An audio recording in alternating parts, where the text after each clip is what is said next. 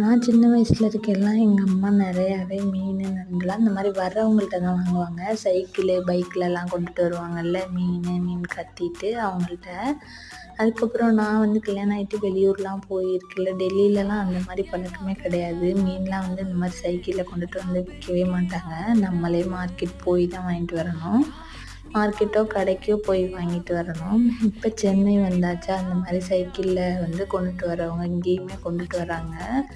அதனால் எப்படியாவது ஞாயிற்றுக்கிழமை ஆயிடுச்சுன்னா அந்த சவுண்டை கேட்டு ஓடி போய் வாங்கிட்டு வந்துடுறது. இந்த மீன் எல்லாமே இந்த பாத்திரத்தில் இருக்கிறதெல்லாம் 100 தான். நண்டுமே 50 தான். ரொம்பவே கம்மி ரேட்டாக இருக்குது.